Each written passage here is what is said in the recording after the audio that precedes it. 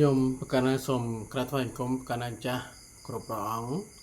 និងជម្រាបសួរចំពោះលោកយាយលោកតាបងប្អូនទាំងអស់ដែលតែងតែទស្សនាខ្សែវីដេអូរបស់ខ្ញុំប្រកាសណាខ្ញុំបាទចឹងនៅក្នុងវេលាឱកាសពេលនេះទីខ្ញុំប្រកាសណាសូមឱកាសនឹងលើកយកនៅមេរៀនបន្ត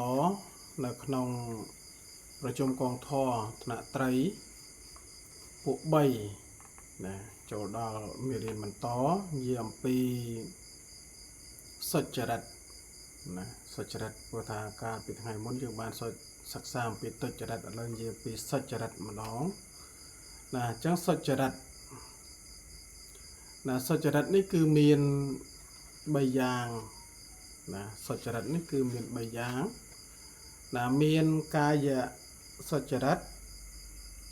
វចីសុចរិតនិងមនោសុចរិតណាសុចរិតទាំង3នេះ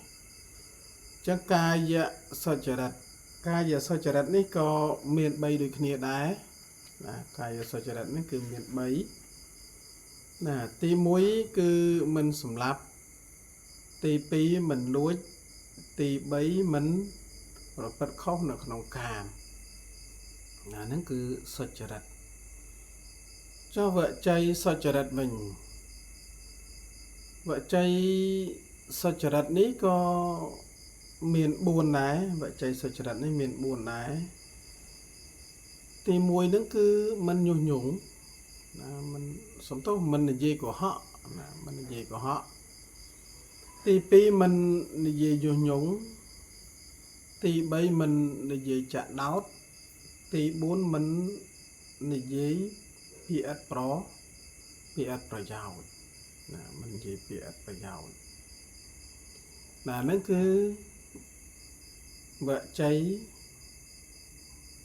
សុចរិតមនោសុចរិតដូចគ្នាមាន3ដែរណាមនោសុចរិតមាន3ដែរណាទី1គឺមិនសម្លឹងរំពៃរបស់អ្នកដទៃអត់មានសម្លឹងរំពៃរបស់អ្នកដទៃទេណាហើយទី2គឺមិន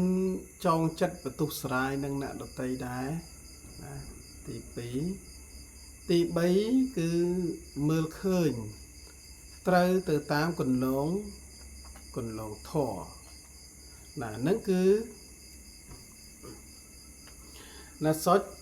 សុចរិតនឹងឯងណាសុចរិតទាំង3ហ្នឹងប៉ុន្តែក្នុងមួយគឺកាយមាន3វចីមាន4មនោមាន3ណាមនោមាន3អញ្ចឹងនិយាយអំពីសុចរិតនេះគឺប្រែថាអីសុចរិតប្រែថាប្រព្រឹត្តល្អប្រព្រឹត្តត្រូវការប្រព្រឹត្តល្អការប្រព្រឹត្តត្រូវណាសុចរិតនេះគឺជាធម៌មួយគេហៅថាជាភាវេនតបកិច្ចគឺកិច្ចដែលគប្បីធ្វើគប្បីចម្រើនណាហ្នឹងភាវេតបធម៌ហ្នឹងហើយធម៌គប្បីចម្រើនគប្បីធ្វើនៅក្នុងខណ្ឌសន្តានរបស់បុគ្គលមួយណាកាលដែលយើងសិក្សាអំពីទុច្ចរិតនោះក៏មានណាអ្នកដែលធ្វើនៅទុច្ចរិតណាមានទោសនោះដែរដល់ឥឡូវយើងនិយាយអំពីសុចរិតណាសុចរិតហ្នឹងអ្នកដែលធ្វើនៅសុចរិតនេះមានអានិសង្ស5អានិសង្ស5អ្នកធ្វើនៅសុចរិតហ្នឹងអត្តាពេអត្តានੰឧបបច្ចតិខ្លួនឯងមិនបានណាមិនបានចង់និយាយថាតេះដៀខ្លួនឯងអត់បានណាតេះដៀខ្លួនឯងអត់បានទី2អនុវច្ចៈវិញ្ញូ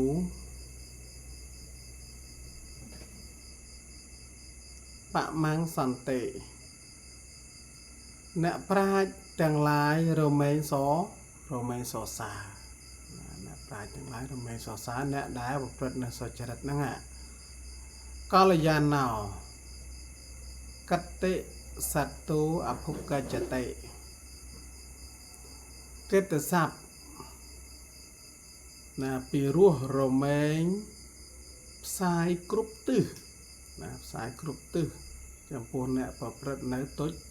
សំទោសអ្នកប្រព្រឹត្តនៅសុចរិតនេះឯងណាអមូលហោកាលង្ករោតេមិនវង្វេងក្នុងពេលមរណៈសុគតੰសកច្ចੰសកាំងលោកាំងឧបបច្ចតិនឹងបានទៅកើតក្នុងសុគតិគឺឋានសួគ៌និងមនុស្សណាជាទីបំផុតណាហ្នឹងហើយការដែលស្លាប់ទៅរមែងទៅកើតនៅទីនោះតែអញ្ចឹងនេះគឺបញ្ជាក់អំពីសុចរិតណាសុចរិតនឹងឯងណាសុចរិតនេះអញ្ចឹងបកណាគុណម្ចាស់និយាយលើតាបងប្អូនទាំងអស់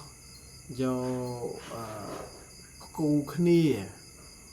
រវាងទុច្ចរិតនិងសុចរិតហ្នឹងយើងគូគ្នាមើលតើវាទៅជាយ៉ាងម៉េចណាសុចរិតហ្នឹងយ៉ាងម៉េចតាមពិតសុចរិតហ្នឹងក៏មាន3កាយ3វិជ័យ4មនោ3ដូចគ្នាហើយដល់ពេលសុចរិតហ្នឹងក៏មាន3ដូចគ្នាប៉ុន្តែក្នុងនោះមានកាយ3វិជ័យ4មនោ3អ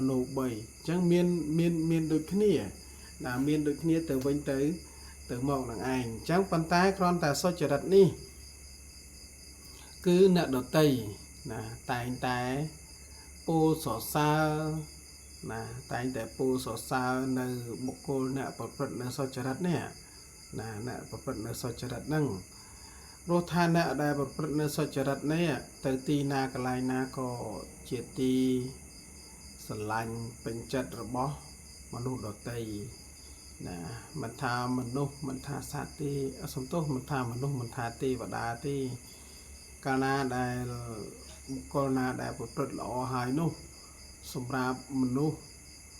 នឹងឃើញមួយបែបឯទេវតានោះក៏ឃើញមួយបែបហ្នឹងអញ្ចឹងនេះគឺបញ្ជាក់អំពីសុចរិតទាំង3យ៉ាងនេះ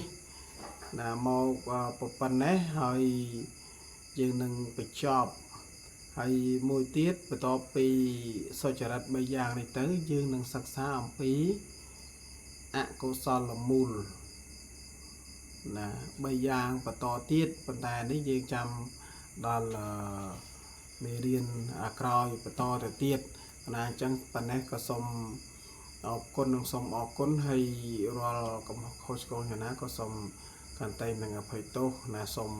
អរគុណនិងសូមអរគុណសូមអនុមោទនា